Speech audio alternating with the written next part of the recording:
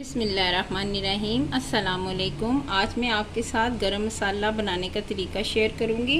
गरम मसाला बनाते वक्त इस बात का ख्याल रखें कि जो भी आप डिश बना रहे हैं या जो भी आप इस तमाम उसका जो दारोमदार है ना वो इस पे होता है, क्योंकि लास्ट में आप इसको डालते हो, अगर इसमें किसी भी चीज़ की ज़्यादती या खुशबू अगर तेज़ है, स्ट्रॉन्ग है, तो आपका खाने का तमाम टेस्ट जो है ना वो ख़राब हो जाएगा।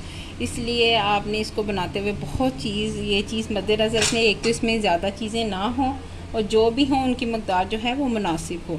यहाँ पे मैंने हाफ़ प्याली जो है काली मिर्च ली है, 15 अदद मैंने बड़ी इलायची ली हैं।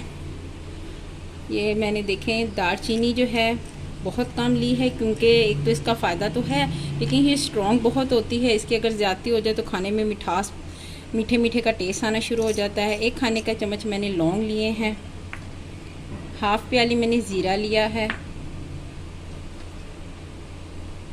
1 प्याली मैंने सूखा धनिया लिया है।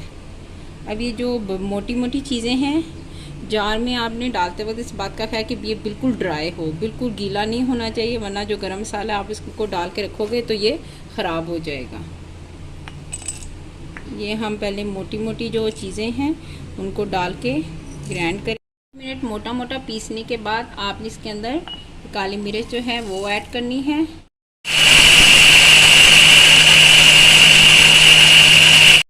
काली मिर्चें डाल के मैंने इसको ग्राइंड किया है, देखें थोड़ा सा पाउडर शेप में आ गया है।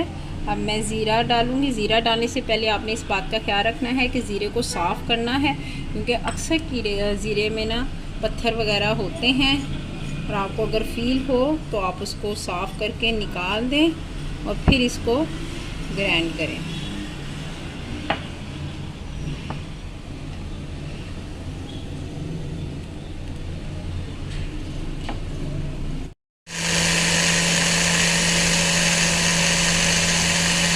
ज़ीरे को पीसने के बाद अब हम सूखे धनिया की तरफ आएंगे। सूखा धनिया को भी हम पहले साफ़ करेंगे।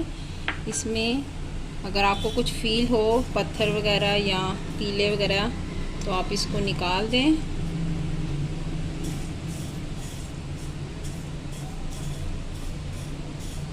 सूखा धनिया को साफ़ करने के बाद हम अब इसको ग्राइंड करेंगे। अगर आपको फील हो कि आपका जार भर गया है तो आप हाफ़ डालें, हाफ़ बाद में डालें ताकि अच्छी तरह ग्राइंड हो सके। हाफ़ सूखा धनिया पीसने के बाद बाकी हाफ़ जो है वो ऐड करूँगी।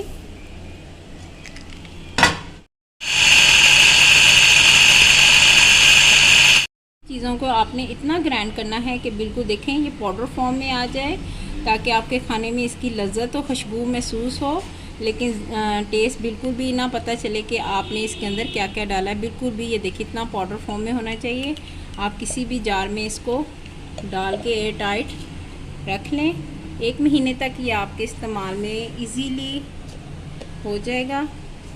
अगर आपके घर बहुत ज़्यादा डिशें बनती हैं तो 15 दिन चला जाएगा, वरना 1 महीना तो इजीली आप इसको इस्तेमाल कर सकते हैं।